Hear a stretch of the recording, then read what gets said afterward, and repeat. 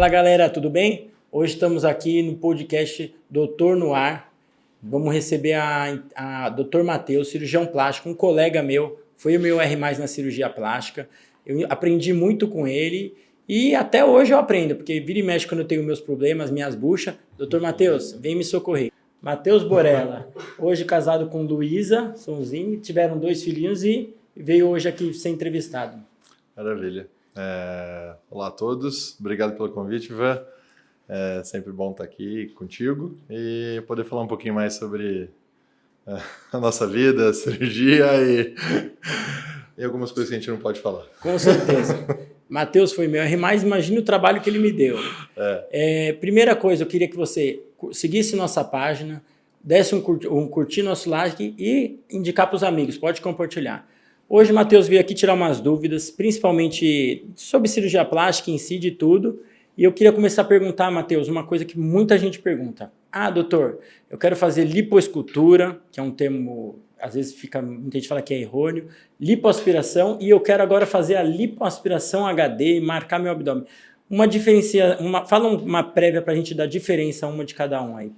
Bem, na verdade sim, lipoaspiração tanto HD quanto não, lipoescultura é realizado da mesma forma. Os materiais que são usados, cânulas e tudo mais, nada mais é do que extração de gordura, extração de células de gordura. Legal. Você sabe que a gente vai produzir células de gordura até uma certa idade, a partir de então a gente não produz mais células de gordura. E a gente vai ter um número fechado de células de gordura e se a gente engorda, essas células vão inflando.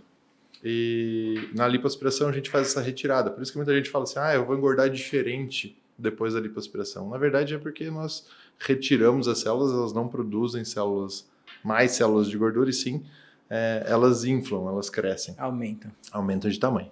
E aí na lipoaspiração, nada mais é do que a retirada. Se a gente vai fazer a lipoescultura, lipoaspiração, lipo HD, LIDE, é só a técnica que é usada para fazer uma definição em alguma área do corpo, seja abdômen, costas, braço, coxa, para fazer isso. Mas na verdade nada mais é do que extração de gordura. Tá? Se eu vou usar tecnologia, se eu não vou usar tecnologia para ajudar a tirar a gordura, para ajudar a retração de pele e tudo mais, isso é uma outra coisa. Mas a lipoaspiração, ela é sempre feita da mesma forma. Tá? O que diferencia é a técnica que é usada para marcar uma área muscular, para marcar uma depressão no abdômen, por exemplo. Deixar uma definição maior. Exatamente, porque o resto é a mesma coisa. O que é usado para fazer, na verdade, nada mais é do que a extração de gordura. Sim, então essas técnicas que a gente falou, HD, LAD, é a definição maior do que uma lipoaspiração. Isso. Simples. Hoje em dia, como ficou muito na moda, né? Todo mundo quer isso. É difícil hoje chegar no consultório alguém que quer fazer uma lipoescultura só, por fazer, né? A maioria quer nem que seja uma pequena definição, né? A gente chama de lipo HD, mas a gente pode falar em MD, que seja média definição, ou baixa definição, né? Porque, na verdade, nada mais é o quanto eu vou marcar as linhas de transição muscular, que são as áreas negativas que a gente chama, né? Para poder dar mais definição ou não para o abdômen. Todas as pacientes, vamos dizer, chegou a paciente, qualquer uma, pode chegar na sua clínica e falar, eu quero fazer uma alta definição. Ela teria capacidade ou cada paciente tem uma peculiaridade, tem que avaliar? Eu acho que tem que ser avaliado e tem que ser bem conversado, tá? Eu acho que cada vez mais nós vamos encontrar, principalmente nas praias, nos clubes e tal, pessoas onde vão parecer que tem gominho no abdômen, mas o braço não é malhado, as costas não estão malhadas, a perna não está malhada. Ali, só procura o furinho da lipo. Exatamente. Por quê? O que eu converso muito com o paciente? Porque ele precisa entender que existem esses graus de definição. Hoje eu costumo falar muito que pacientes que lidam com o corpo ou têm uma exposição corporal maior são os pacientes que se cuidam mais do corpo, né? Então, malham com frequência, têm uma dieta mais regrada e tudo mais. Então, esse paciente é mais indicado para fazer uma lipo HD de alta definição. Sim. Tá, porque daí eu posso remodelar gominhos, hoje em dia é muito comum fazer o enxerto de gordura intramuscular para ganhar volume desses músculos e não só deixar a gordura a mais nessas regiões, né? Hoje está até se mudando um pouco a ideia da lipo HD, né? Nesse ponto de alta definição. Então, assim, conversar com ele, explicar que vale a pena fazer uma lipo HD de alta definição em você, eu não malho, eu não me cuido, pode ser até que não seja gordinho, nada disso, mas não me cuido tanto, quando tiver essa variação de peso, pode ficar meio estranho esse resultado no futuro. Então, eu gosto de mostrar muito para o paciente que talvez valha uma baixa, uma média definição, que ele mesmo variando o peso, ele vai manter um resultado interessante e não vai parecer nada tão artificial. Sim, né? sim. A gente sabe que gosto é uma coisa muito pessoal, né? Mas existe paciente que chega na clínica e também não quer alta definição, quer só lipoaspiração. Exatamente. Sempre tem. Tá? Sempre tem, mas hoje é muito mais frequente no consultório, acho que dá para falar que mais de 90% dos pacientes que procuram lipoaspiração quer no mínimo uma baixa definição. E muita diferença homem e mulher procura de lipo. Eu sei que assim, quando a gente fala em procura de cirurgia estética, é muito mais mulher. Sim. Mas hoje, com essa alta de lipoaspiração, tem procura de homem também? Tem sim. Aumentou demais a procura no consultório para cirurgias masculinas. Antigamente a gente falava só em nariz, bléfaro, orelha, né? Para operar para homem. Transplante capilar, claro. Eu já fiz transplante, fiz com o Dr. Ivan. Não tá mais ou menos aqui, mas a gente... Um dia a gente vai trazer aqui para você mostrar o seu pré aqui, ó. Isso, a gente conversa sobre isso. Melhor não. Quer que eu mostre a tatuagem que eu fiz em você? E aí, então, mas hoje a procura por uma definição corporal masculina cresceu bastante. E justamente pelo advindo dessa lipoenxertia, ou seja, enxerto de gordura em áreas onde o homem quer um pouquinho mais de volume. Peitoral, abdômen, braço, né? Hoje a gente pode fazer uma definição só com a lipoaspiração e também uma definição de aumento com um enxerto de gordura. Legal. Ia ser a próxima pergunta. Além da lipo, você vai tirar a gordura, você prepara essa gordura e faz a lipoenxertia. Certo. Aí a lipoenxertia, assim, você comentou agora que está começando a ficar em alta intermuscular. Tem embaixo do músculo, pode colocar, pode pôr em cima e intermuscular. Tem muita diferença isso daí? Na verdade, isso são estudos novos que estão saindo. E é o que está gerando mais vontade, eu falo, de fazer esse tipo de cirurgia. Por quê? A célula de gordura é uma célula que tem muita célula tronco. Então, ela tem uma tendência de diferenciar em outros tipos de célula. Antigamente, a gente só fazia enxerto junto de gordura, né? Então, assim, eu vou fazer enxerto no glúteo. Eu só colocava no meio da gordura. Né? A gente até aprendeu isso na residência. Até nosso professor, que foi um dos precursores da lipoaspiração, Dr. Evaldo, na lipoaspiração, dentro da cirurgia plástica, ele sempre falava isso pra gente, a gordura onde tem gordura, né? Então, todas as áreas de lipoenxertia, que a gente fala de enxerto de gordura, era dentro da gordura, então no subcutâneo. Então, no bumbum fazia isso, onde eu tinha que colocar, sempre dessa forma. Tá? Hoje, tem estudos mostrando que o enxerto intramuscular, pela essa diferenciação celular, ele acaba se convertendo em célula muscular. Então, está tendo um benefício, até para pacientes que têm uma atrofia muscular, até como uma reconstrutora, né? A gente hoje está muito... A cirurgia plástica, a gente fala muito em estética, né? Não fala nem em reconstrução mas porque também... é o que chama mais atenção mesmo, né? Lógico. Mas aí até a procura é muito Exatamente. mais por estética. Só que hoje a gente está conseguindo fazer alguns resultados onde o enxerto intramuscular, essa célula está se convertendo em célula muscular e ganhando esse benefício, tanto do volume muscular quanto da aparência física, né? Sim, legal. No começo da conversa, na explicação, você falou uso de tecnologia. Antigamente, quando a gente aprendeu lá atrás, no estudo, era só um aparelho de vácuo, uma mangueira e a cânula. Hoje temos, e já tinha, mas a gente também não usava, talvez por ser na época do estudo. Vaser, laser, vários tipos de laser, Renuvium, mais ou menos uma pincelada por cima, o que cada um seria cada um e se conseguisse explicar mais ou menos o que ele faz. Maravilha, isso mesmo. Eu acho que cada vez mais a tecnologia está vindo para somar com a técnica. Acho que nada adianta a gente ter uma super tecnologia e não saber usar. Tá? Hoje em dia, a cirurgia plástica tem muitos aparelhos. Tá? Desde infiltração de dissolução até a lipoaspiração e o pós-lipoaspiração, que é aparelho de retração, como Renuvium, BodyTite, Argo, que tem vários hoje no mercado. Tá? Eu tenho uma experiência maior com BodyTite e Argo, são os aparelhos que eu tenho, mas todos são muito interessantes quando bem utilizados.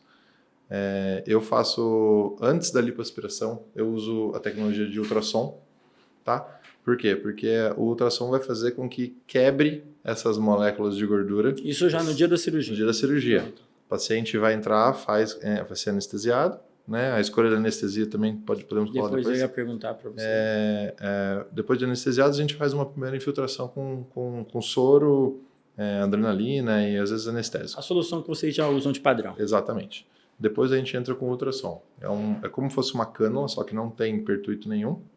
Ela vai fazer uma vibração onde ela separa as células de gordura. Por quê? Porque entre o músculo e a pele estão as células de gordura. Só que existem umas traves, que são o nosso tecido conectivo. Esse tecido conectivo, se a gente faz só lipoaspiração para ressecção disso, acaba que lesa mais os tecidos e a gente diminui essa conexão entre esses dois tecidos para poder fazer uma melhor retração de pele, não ficar com uma sobra de pele. Já que você esvaziou a gordura ali, a pele grudar no músculo. Exatamente. Então, usa o ultrassom para quê? Ele quebra essas células de gordura, ou seja, separa essas células de gordura e deixa as células de gordura ali soltas. Eu entro com a cânula de lipoaspiração depois para fazer essa coleta de uma forma muito mais fácil e menos traumática. Sim. Então, para a gente facilitou muito. Então, tanto que a gente consegue perceber até nas lipos que a gente fazia anteriormente, com as lipos que a gente faz agora, o índice de sangramento lá que a gente vê no nosso frasco de coleta de gordura é muito baixo. Né? Então, o paciente sofre menos, fica menos roxo, tem uma tendência de doer um pouco menos. Por quê? Porque eu soltei a célula para depois só fazer a coleta. Não tive que arrancar ela só com o aparelho de lipoaspiração. Então, isso ajuda bastante. Já deixou ela solta. Exatamente. Depois o aparelho de lipoaspiração só tirou só coleta. Aí a lipoaspiração pode ser desde cânulas ou aparelhos que fazem a vibração. Sim. Né? Então, ele vibra a cânula de uma certa forma para poder retirar com mais facilidade ainda essa gordura e numa quantidade um pouco maior. Sim. E terminando tudo isso, aí a gente vai entrar com as tecnologias de retração de pele. Então, o paciente que já tem uma flacidezinha ou não quer uma cicatriz tão extensa, o que você pode usar para melhorar ainda mais isso? São os aparelhos de retração, como o Renuvium, o BodyTite e o Argo. Tá? Cada um tem sua particularidade. O BodyTite age através de uma radiofrequência, onde ele tem uma comunicação entre uma ponteira e um portal que vai fazer essa comunicação, emitir uma radiofrequência, Legal. Produzir um calor que vai gerar esse estímulo de colágeno e retração de pele. Já o Renuvium e o Argo, eles trabalham muito parecidos. Ele vai através de uma energia elétrica somada a um gás. No caso do Renuvium, a gente usa o hélio. No caso do Argo, no Argoplasma, a gente usa o argônio. E ele vai emitir esse plasma que vai pegar esse tecido conectivo que a gente falou que o ideal é não destruir eles. Exatamente. Ele vai fazer esse plasma nele que vai fazer com que gere essa retração. Então, você vê, é quase meio que instantâneo isso. Você percebe lá durante a cirurgia. Isso depois de lipoaspirar. Depois de lipoaspirar. Entendi. Tá? E aí, depois de lipoaspiração, aí só faz a coleta desse líquido para não deixar lá acumulando por muito tempo. Lembrando, pessoal, hoje estamos entrevistando o Dr. Matheus Borella. Ele é cirurgião plástico, foi meu colega de residência, me deu trabalho. Não deixe de seguir nossa página, dar o seu like e encaminhar para os amigos. O Dr. Matheus acabou de responder sobre um pouco de tecnologia, falou um pouquinho de laser, Renuvium. Ele trouxe até uma ponteira aqui com um aparelhinho. Esse daí é o quê, Dr. Matheus? Esse é o Argo, tá? Como é que ele funciona? Através dessa caneta, ela vai ser conectada no aparelho e aqui ele vai ter a conexão onde vai fazer a emissão do gás juntamente com o estímulo elétrico que vai sair aqui. Então aqui vai sair o plasma que vai gerar aquela retração de pele. Legal. Tá? Então esse é o aparelho, exatamente o aparelho que a gente usa durante o procedimento cirúrgico. Aí manda esterilizar tudo isso. Tudo vai esterilizado, vem a ponteira nova. Cada paciente recebe uma ponteira para ser usada nesse caso aqui. Exatamente. Usei essa ponteira, descarta. Descarta. Legal. Tá? Você comentou sobre... é menos doloroso. Uma lipoaspiração. É muito doloroso? Muita queixa da paciente? Eu gosto de falar que dói. Tá? Deixar a paciente preparada. Perfeito. Eu gosto de falar que dói por quê? Porque se não doer, o paciente vai falar, nossa, foi muito melhor. Que bom. Tá? Mas a tendência é doer. Você imagina você colocar uma cânula dentro e ficar arrancando essa gordura, né? É um trauma, exatamente. Então, eu falo que não existe cirurgia que não doa. O meu transplante. Você tá aqui para falar. Brincadeira. Não, realmente, não dói quase nada, né? O transplante é muito tranquilo. Não é tão profundo, até tão perto, traumatizante. Em relação à lipoaspiração, é muito mais tranquilo. É o corpo né? todo. Exatamente. Então, assim, quanto mais áreas operadas de lipoaspiração, a tendência é sentir mais dor. Mais doloroso. A tendência de inchar mais. Então, se incha mais, gera mais processo inflamatório, gera mais dor. Legal. Tá? Escuta, anestesia. Na nossa época da residência, a gente tinha que aprender várias pelo fato de ter que prestar uma prova. Então, a gente fazia, vamos fazer uma lipoaspiração. Existe a de cabeça seca, super úmida, úmida. Hoje a gente não usa tanto uma seca, vamos dizer, porque você não infiltrou nada. Preferência sua, o que seria esse tipo de anestesia que você usa e esses negócios de infiltro mais, infiltro menos? Certo. Hoje eu uso praticamente 2 tipos de anestesia, tá? A gente tem um grupo de anestesistas que estão sempre com a gente. Então, alguns preferem fazer um bloqueio, que a gente fala que é a peridural ou a raquianestesia, associada com anestesia geral. O paciente dormir de vez mesmo e vai ser entubado. Ou esse bloqueio, né, normalmente com a peridural, que faz um pouquinho mais alto, com uma sedação. O paciente não lembrar de nada, não sentir nada. Por que a gente usa muito esse bloqueio? Porque ajuda muito no pós-operatório. Menos doloroso. Menos doloroso. O paciente vai ser bloqueado lá na coluna. Então, ele tem uma tendência desses primeiros 1-2 dias ter um efeito analgésico melhor. Que é os dias mais dolorosos. Exatamente. Né? Porque o organismo está entendendo o que está acontecendo com ele, né? É como se a gente fosse lá, sofresse um trauma grande e o organismo está entendendo o que o processo está acontecendo. Com o passar dos dias, ele vai se recuperando, vai entendendo que está tudo bem, está tudo certo. Então, esse tipo de anestesia. As infiltrações, até por causa dessas tecnologias, inclusive do ultrassom, o ultrassom depende do líquido para poder, mexer nas moléculas e soltar as células de gordura. Então, hoje a gente trabalha com uma tecnologia, uma infiltração úmida ou superúmida. Então, é bastante infiltração para poder fazer essa coleta de uma forma adequada. Geralmente coloca adrenalina para causar um pouco de vasoconstrição, sangrar menos. E também pode colocar algum tipo de anestésico. Anestésico local que a gente fala, né? Lidocaína, bupivacaína. Para segurar um pouquinho a dor. Exatamente. Legal. Porque tem áreas que não conseguem pegar o bloqueio. Então, o paciente vai ter um conforto logo de pós-operatório imediato devido ao efeito ainda que permanece dessa anestesia local. Coisas que existem... Se a gente abrir o leque aqui de perguntas, também vai abrir. Eu vou perguntar. Lipoaspiração, terminou. Drenagem, quando que você começa a fazer a drenagem? Tem gente que faz no mesmo dia da cirurgia, já ouvi falar. Dia seguinte, tem gente que fala, não, eu espero pelo menos X dias. Certo. O pós-operatório é uma coisa muito importante mesmo, porque é onde a gente vai avaliar... Não é só a cirurgia. A perfusão tecidual, né? Principalmente porque com o advento da lipo-HD, a gente acaba lipando muito mais do que antigamente. Então, a gente deixa áreas com muito pouca gordura. Então, ali a gente traumatizou um pouco mais os vasos que levaria sangue, oxigênio para os tecidos. Pode ter uma diminuição da vascularização. Da perfusão tecidual, exatamente. Então, causar necrose, essas coisas. Então, a gente tem que estar sempre mais de olho. Então, hoje eu prefiro cintas não tão compressivas quanto antigamente. Antigamente, a gente queria o mais compressivo possível. Sim. Hoje, na primeira etapa, uma cinta um pouco menos compressiva. E quando que eu vou entrar com drenagem, tá? Tudo depende, tá? Se eu usei mais tecnologia, como tecnologia aqui que a gente acabou de falar do Argo, o BodyTite, o Renuvium, eu não gosto de uma manipulação tão frequente, tão rápida. O que tem ajudado muita gente, porque como o organismo vai inchar, eu gosto de usar muito tape.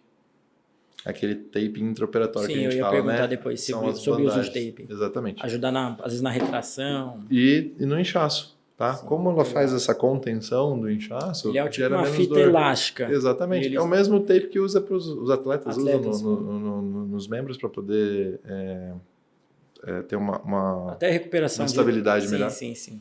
Então a gente coloca esses tapes que vão ficar aí, vai variar de 3 Isso logo que acaba a cirurgia. Logo que acaba a cirurgia. Tá? Quando eu uso tecnologia, a gente usa um tipo de tape que é um tape linfático, a gente fala. Vocês vão ver, parece aquele polvo. Quando você olha nas redes sociais, você vê aquele tape. Parece... Exatamente.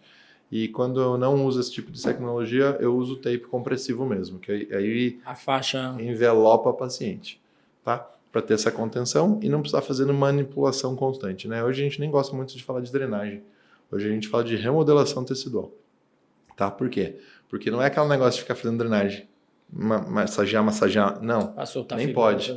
Nem pode. Porque, principalmente quando está usando tecnologia, a gente está fazendo uma produção de fibroblastos, ou seja, de células que vão fazer essa retração e vão fazer mais fibrose. Se eu ficar estimulando manualmente ou com aparelhos de ultrassom pós-cirúrgico, eu vou estimular mais essas células de cicatrização, vai gerar mais fibrose e vai ter o risco de fazer aquelas irregularidades que a gente odeia. Exatamente. O uso de medicação pós-operatória. Eu sei que, pelo menos, a gente fala, vai ter sentir dor? Vai.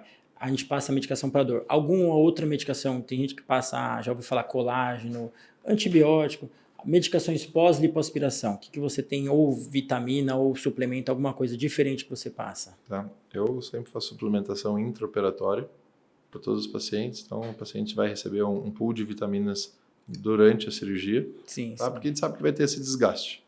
Então, para ajudar a produzir novas seria no soro. Tudo mais, no soro, durante a cirurgia. Legal. Tá? No pós-operatório, a gente deixa uma medicação básica, que seria antibiótico, analgésicos para tirar a dor, né? De 2 a 3 pelo menos, e prevenção para trombose. Tá? Eu ia fazer essa pergunta para você depois. A gente sempre faz prevenção para trombose porque a gente sabe que de risco, graças a Deus, é uma coisa que a gente fala muito, né? A ideia de cirurgia plástica tem que ser com cirurgião plástico, né, Ivan? Que a gente fez a formação médica por 6 anos, mais 2, 3 anos de cirurgia geral, mais 3, 4 anos de cirurgia plástica. Então, fora os cursos, congressos e tudo mais, você tem que estar sempre atualizado. Exatamente. Você comprou o aparelho sem fazer nada ou você foi assistir alguma aula de alguém, aí se interessou, foi fazer o curso? Exatamente, sempre assim, né? Não dá para sair comprando, como a gente falou no começo, né? Não adianta nada ter uma Ferrari e não saber andar. Exatamente. Não ter carteira de habilitação. Até hoje eu não sei. Já passei algum susto contigo, né? Eu, né? Mas enfim. Então, assim, a prevenção de trombose é extremamente importante. Sim, porque é nela que eu falo que corre o maior risco de vida, né? A gente tem que saber operar, tem que fazer a coisa direito. Não é só na lipoaspiração que tem risco de trombose, mas a lipoaspiração pode aumentar um pouquinho. Pode aumentar mais. Sim. Porque normalmente a gente fala que até o tempo de lipoaspiração e pela manipulação de gordura... O tempo cirúrgico influencia muito. Exatamente. Né? Sempre cirurgias acima de 2 horas tem mais risco de evento tromboembólico, né? Sim. Então, para mim, todas as cirurgias acima de 2 horas vai receber prevenção tromboembólica. Seria medicamentosa meia elástica e mecânica, né? Meia elástica durante o procedimento, a botinha pneumática. E no pós-operatório vai receber medicação para casa. Pode ser Clexane, né, que é a enoxaparina. Quantos dias? Ou o Xarelto. Varia de 7 a 10 dias, tá? De uso de medicação de prevenção de trombose. Tá? Eu sempre falo para o paciente que a maior prevenção é andar. Caminhar. Tá? Porque não é para operar e ficar deitado o dia inteiro. Né? Tem que andar, tem que se movimentar. Vai ajudar tanto na drenagem, a desinchar mais rápido, tudo mais. Mas o mais importante para mim é a prevenção de trombose. Então, fazendo essa circulação sanguínea fluir, a gente tem menos risco de entupir um vasinho lá. Sim. Meia elástica você deixa quanto tempo, mais ou menos? De 7 a 10 dias também. 7 a 10 dias. Só tira às vezes para tomar banho, fazer as coisinhas. Exatamente. Igual cinto. E andar, 24 horas. Eu falo que assim, tem paciente que opera, quer ficar no sofá, a mãe traz comida, o familiar traz comida, vai até a cozinha, come, quer ir no banheiro. Se tiver escada em casa, eu sei que é um pouco difícil, mas devagarzinho, os 2 pezinhos no degrau, porque estimula a panturrilha. Exatamente. Fazer esse sangue voltar. Exatamente. Matheus Ívio, que é o apelido que eu chamo ele, seguinte, eu estava lendo sobre assim, uma lipoaspiração você perde um pouquinho de sangue. Sim. Você não aspira só a gordura. E gente fazendo como se fosse um aparelho da diálise. O sangue sai, que você saiu na gordura, sai o sangue junto com a gordura, só que aí ele passaria dentro de uma máquina, você prepararia esse sangue para voltar. Não sei se você já ouviu falar. Como se fosse assim, o próprio sangue do paciente, porque aí você não perderia tanto sangue. Já ouviu falar? E tem colegas mais experientes que estão querendo fazer isso. Já ouviu falar? Não. Eu não ouvi falar disso ainda, mas pensando em tudo isso, pode ser uma boa ideia. Que seria muito caro, né? Além de ser um custo muito alto, o que acontece? Você, pelo menos a minha opinião, né? Pode ser que isso mude ou que mostre que tem alguma tecnologia que realmente faça isso, né? Você vai fazer um trauma no vaso, né? Não é diferente de eu pegar um acesso fazer igual uma cirurgia cardíaca, que a gente vai fazer circulação extracorpórea, né? Eu cateterizo um vaso para sair o sangue, ela é processada num aparelho especial para isso, para retornar pro organismo. tá? Na verdade, é como se eu tivesse cortado aqui, ficasse pingando sangue, eu pego esse sangue e coloco. Exato, eu não sei até que ponto a gente não causou destruição dessas células sanguíneas a ponto delas estarem viáveis para voltar. Para voltar, sim. Outro ponto... E o trauma da cânula. Exatamente. E outro ponto que eu vejo esse sangue está misturado com células de gordura. Essas células de gordura causam as embolias. Por isso que passaria na máquina. Isso, para tentar fazer essa filtração. Mas tem gente já começando a fazer. Eu acho, assim, geralmente centro de transplante cardíaco, essas coisas que fica aquela circulação, já tem um aparelho, você não precisaria comprar. Mas se você vai começar, o pessoal vai começar a estudar, vai ser caro e tem que ser bem estudado isso daí. Eu acho que se vier para somar para ajudar, principalmente pacientes que têm uma anemia prévia, que são difíceis de tratar essa anemia, seja por algum motivo que não um sangramento ativo ou alguma coisa orgânica real que esteja causando no paciente, a gente tenta até nas lipoaspirações tem que ser mais comedido, né? Porque o paciente não tem uma hemoglobina um pouco mais alta, tem mais baixa, a gente tem que tomar cuidado. Seu pré-operatório, eu ia perguntar depois. Por isso que a gente usa essas tecnologias. Acho que essas tecnologias que a gente usa antes ali, o ultrassom e tudo mais, vem justamente para somar. Por quê? Eu, como leso menos os tecidos, leso menos os vasos, eu tenho menos sangramento. Então, assim, a gente escuta muito que é comum fazer transfusão nos pacientes de lipoaspiração. Eu também. Tá? Mas eu, graças a Deus, não uso. Geralmente faz depois da cirurgia. Quando precisa. Sim, e olhe lá. Sim. Porque, assim, tanto eu quanto a Luísa, nós somos muito, como diz, eu prefiro falar que eu sou um cirurgião mais conservador do que mais bundão. Exatamente. Eu falo que o medo é o que salva a gente. O bom é o inimigo do ótimo. Exatamente. Né? Então, assim, se eu achar que eu vou ter um risco, eu paro por ali. Não vou seguir em diante. Não tem por que eu ficar correndo risco com o meu paciente. Tá? Então, eu prefiro dar um passo para trás e falar, não, peraí, aqui não dá para ir, acabou e ponto. Sento com o paciente e vou conversar. Do que acontecer alguma coisa, depois a gente escuta toda hora na TV, né, Ivan? Faz sentimentos da família há uma semana, mais ou menos há 2 semanas, faleceu uma paciente que estava fazendo lipoaspiração. Exatamente. Então, assim, é um problema para todo mundo, né? É um problema para o paciente que acabou falecendo, para os familiares que perderam um ente querido, para o médico que perdeu um paciente. Que o médico vai ter uma vida normal depois que acontece graças a Deus a gente não tem, né? Sim, exatamente. Bato na madeira aqui, porque é importante mesmo a gente tomar esses cuidados, porque, cara, a cirurgia plástica é uma cirurgia, né, Ivan? Não estou indo lá cortar o cabelo, fazer a unha, não, estou indo fazer uma cirurgia. Então, os cuidados, como se eu fosse tirar a vesícula, fazer qualquer cirurgia que você fosse fazer, a gente tem que dar esse segmento igualzinho para a cirurgia plástica. Né? Até mais, né? Porque, na verdade, é um paciente saudável que vem procurar uma melhora. Que melhorar uma autoestima. Exatamente. Não tem um problema de saúde real, né? Eu sempre brinco que ninguém morre de excesso de pele e nem de gordurinha extra, né? É claro que gordurinha muito extra vai gerar problema, né? Mas, por causa de fazer uma lipoaspiração... você vai ter sinais que pode voltar a tentar diminuir. Exatamente. Então, esses cuidados são extremamente importantes. Você comentou aí sobre cuidados, segurança do paciente. A gente sabe que no centro cirúrgico tem checklist. O pré-operatório que a gente pede não é só um exame de sangue para ver se ela tem anemia. Vai pedir um exame do coração, um eletro. Às vezes tem pacientes que a gente pede avaliação. Cardiológico. Seu check-up, pré-operatório, mais ou menos, não precisa explicar cada um. Mais ou menos o que você pede, às vezes. Diferente, a gente pede eletro, coração, raio-x de tórax. Algum exame específico que você pede? Para todo paciente que vai fazer lipoaspiração, no mínimo ultrassom ou tomografia de parede abdominal. Legal. Tá? Eu preciso avaliar se tem hérnia, se tem diástase, se tem alguma coisa que vai correr o risco de eu não perceber que a minha cânula está indo para um lugar onde eu não queria que estivesse indo. Né? A gente já viu inúmeras histórias de paciente com hérnia umbilical ou tem uma hérnia epigástrica, que a gente fala que é aquela aqui em cima, que por causa de perda da continuidade da parede abdominal, você entra com a cânula, você nem percebeu. Na hora que você vê que você está com a cânula dentro do abdômen da pessoa. E mesmo não tendo essas hérnias, também corre o risco de essa cânula ir lá para dentro. Exatamente. Por isso que fazer residência, fazer o negócio se mantém atualizado, cursos e tudo mais é importante, né? Isso tudo faz com que diminua a chance de acontecer uma complicação. Sim. E uso de colágeno.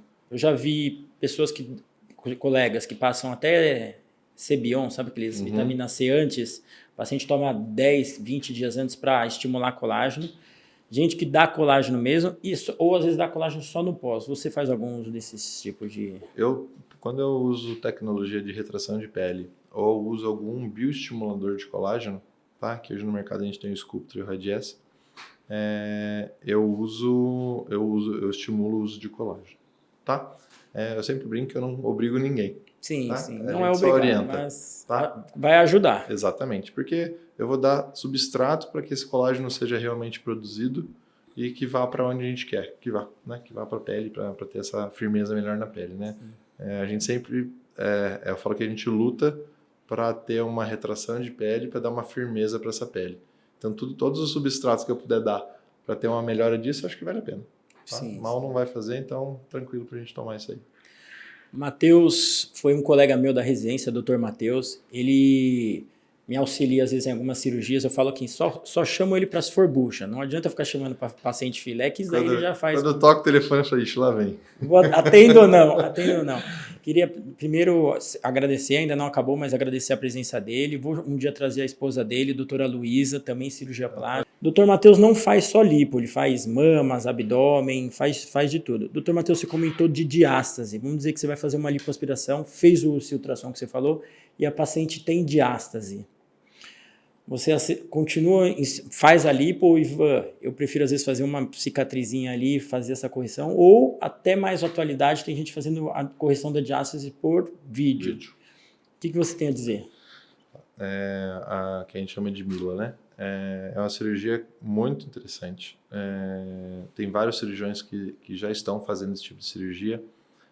Inclusive já estão associando a robótica junto nessa cirurgia, não só a videolaparoscopia, mas a robótica. E eu acho que eu vejo um potencial para essa cirurgia. Eu não tenho ainda formação ainda está começando, né? Para poder fazer esse tipo de cirurgia, né? Existem cursos para poder estar habilitado para fazer esse tipo de cirurgia.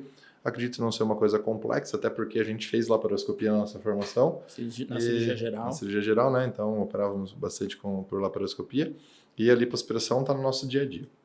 Então é uma associação dessas duas coisas, tá? E a gente nem vai invadir o abdômen, né? Então, ou seja, eu não vou passar da musculatura. Então, na teoria, não parece ser uma coisa muito complexa. Claro que existem os detalhes, como qualquer técnica, mas eu acho que é uma coisa que está vindo para ficar aí, né? Acho que as pessoas vão aprender. Cada vez vai se atualizando mais. Vai melhorando cada vez mais. Essa é uma possibilidade. Hoje o paciente tem diástase, eu vou sentar com o paciente e vou conversar bastante. Duas coisas. Uma, ela pode fazer a correção de diástase antes da cirurgia. Depende também do tamanho da diástase. Exatamente, né? É uma diástase que está evidenciada? Não, não é. Outra coisa que pode acontecer, não está evidenciada hoje porque eu tenho uma gordurinha.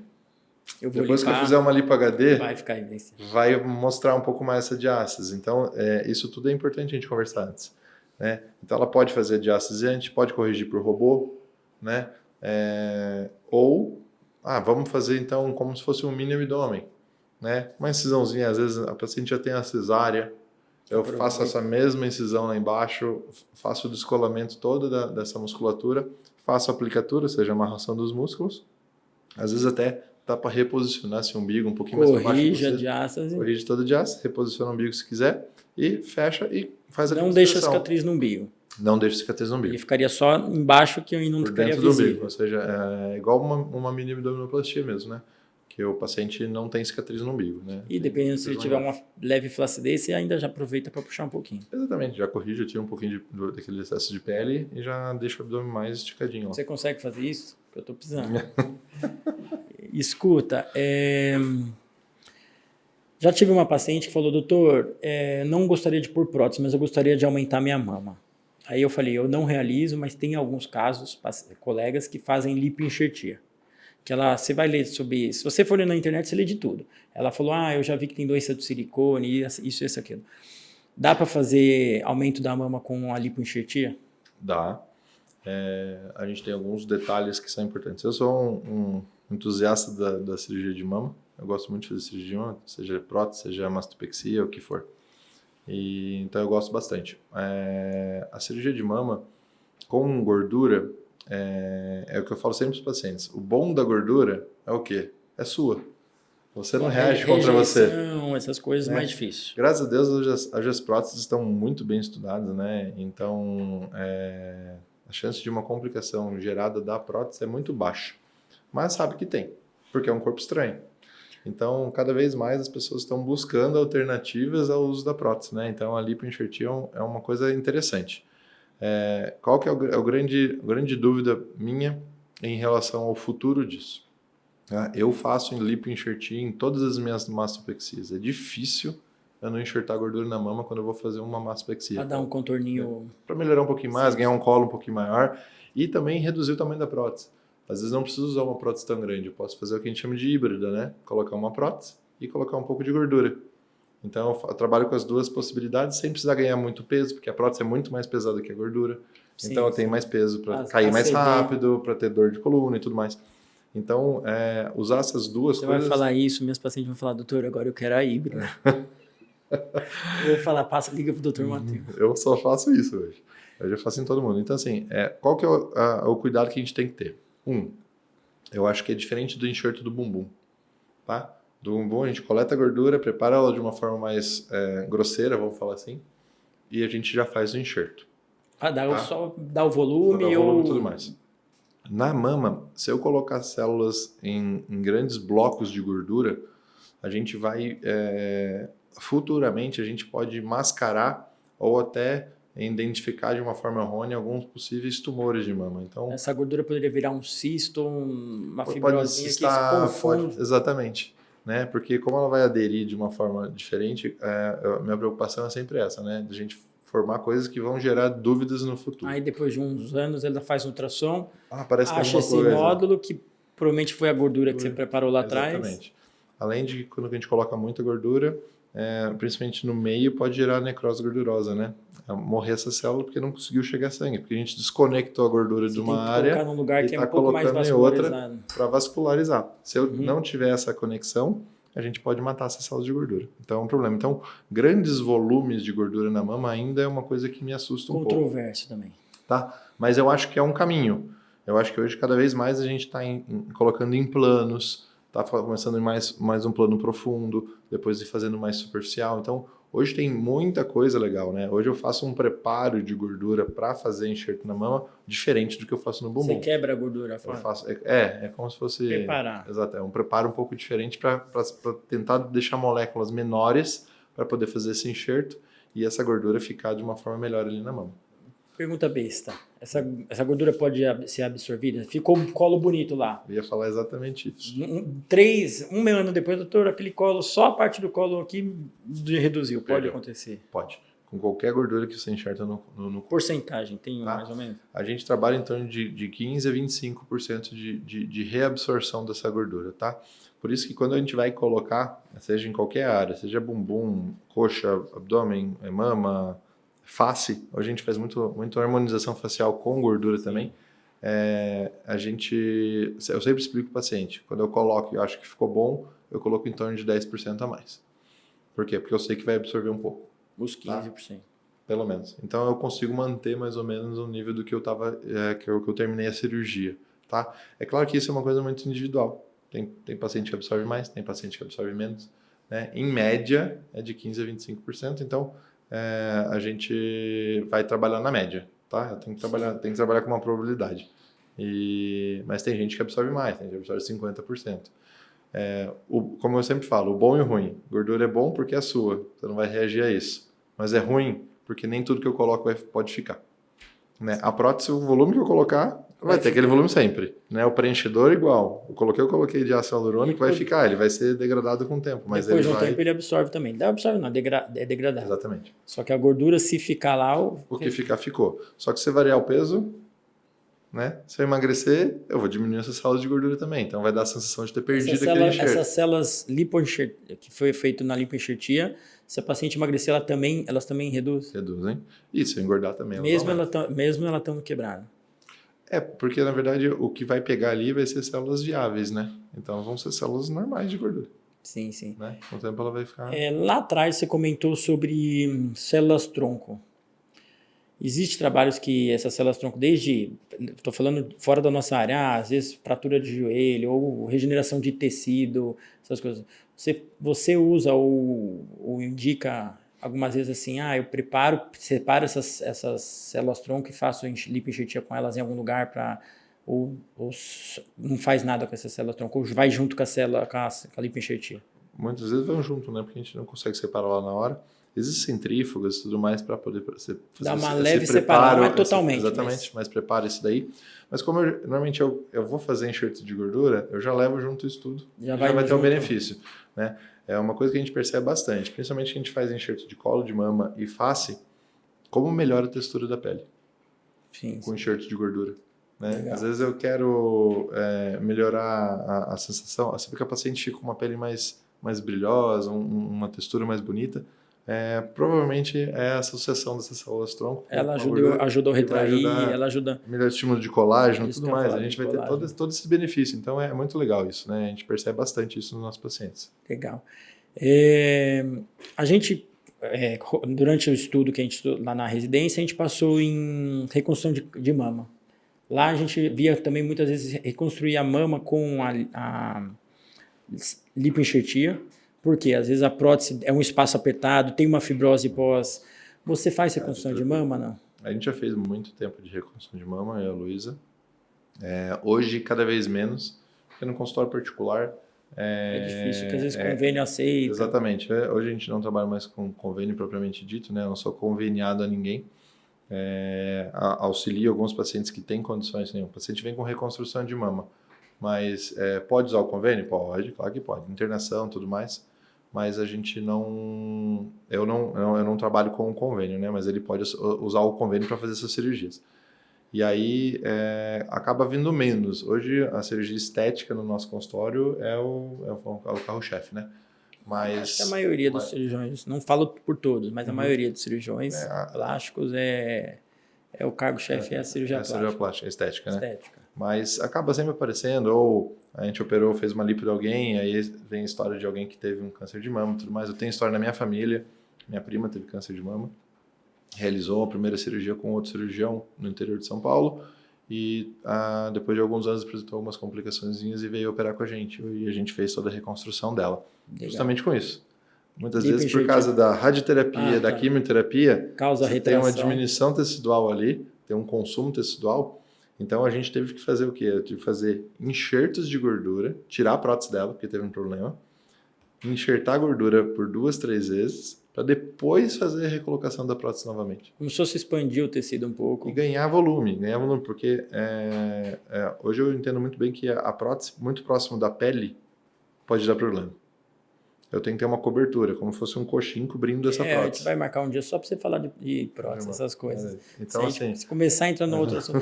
Eu tive uma paciente, Matheus, que foi transplante, mas ela, há 12, 10 anos atrás, ela foi escalpelada. A máquina puxou o couro cabeludo.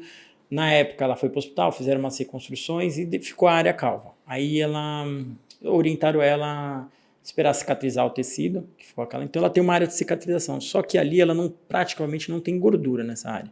Você palpa assim, você já sente tecido, a pele já quase... Tecido e osso, exatamente.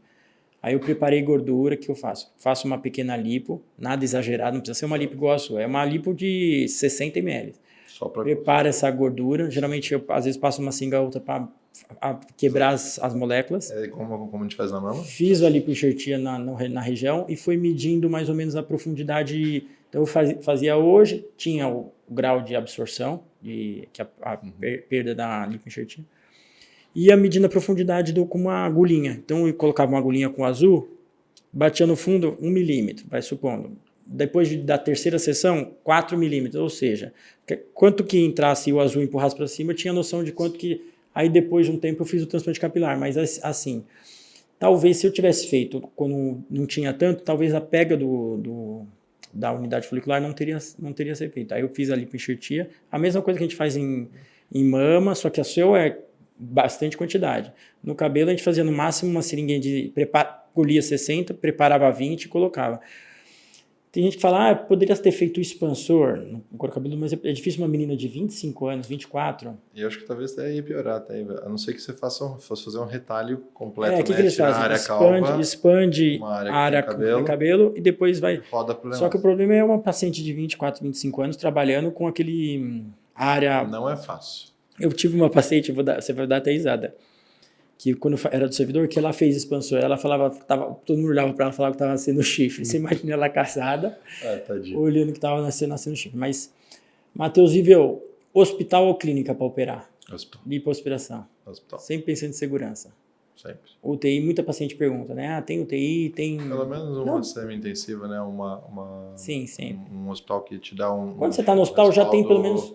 Na sala cirúrgica já tem o que precisa. Tem tudo, né? Tem tudo. Porque o centro cirúrgico, ele é muito parecido com um leito de UTI. Tem carrinho de anestesia, tem o carrinho de parada. Tem o carrinho de parada, tem tudo. Então, o centro cirúrgico ele é bem preparado, né? E o material também. Exatamente. Então, tendo esse cuidado de fazer em ambiente onde tem o preparo, depois que estabilizou, eu falo que graças a Deus nunca aconteceu comigo, mas se acontecer, ele tem condição de ser transferido para uma unidade de tratamento intensivo, né? Numa UTI, num hospital grande e tudo mais.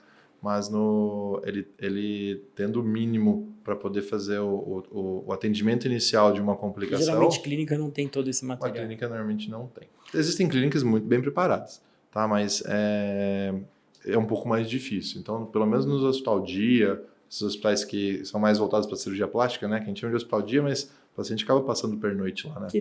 Que também tem todo o material. Exatamente, né? Tem plantonista 24 horas, tem tudo mais, enfermeiro 24 horas. Então, assim, dá uma segurança porque a gente fala que são minutos que fazem toda a diferença. Se a gente não tem o material lá pronto para ser usado na hora que precisa, o paciente vai ter uma complicação maior. Sim. Para finalizar, Matheus Ivel, Palmeiras vai ser campeão mundial não? Brasileiro primeiro? Só para saber. Palmeiras é campeão brasileiro esse ano, hein? E mundial não. Esse ano não dá mais para ganhar mundial, né? Escuta, deixa eu perguntar uma coisa para você. Quando na época da residência o Corinthians ganhava tudo, eu te enchi o saco. Ainda bem que agora a gente não tem contato, mas o Palmeiras começou a ganhar tudo agora. Escuta, novamente agradecer você, Matheus, pelo carinho que você sempre teve comigo, com a minha família, não preciso nem falar nada. Na residência, ele foi um pai para mim, era o que tinha mais contato comigo praticamente dos residentes. Agradecer você, vou chamar a sua esposa para vir um dia aqui. Ótimo, ela vai adorar. E novamente, só agradecer a você. Maravilha, eu que agradeço, foi muito bom bater um papo aqui contigo, falar um pouquinho mais para as pessoas. Vou pegar um dia para ir lá aprender a fazer uma lipo com material. Não, vamos lá aprender, é muito legal, tecnologia bacana, até dar um negócio que não vai ser tá saindo aí alguns cursos, que nós vamos começar a fazer alguns cursos aí para cirurgião plástico. Esses dias ele mandou para mim que vai entrar uma série de 10 episódios, ou 11, eu não lembro. Exatamente, agora dia 2 de dezembro agora vai ter o lançamento da série. Vai estar no nosso canal do YouTube, A Beleza que Vem de Dentro. É uma série comigo, com a Luísa, né?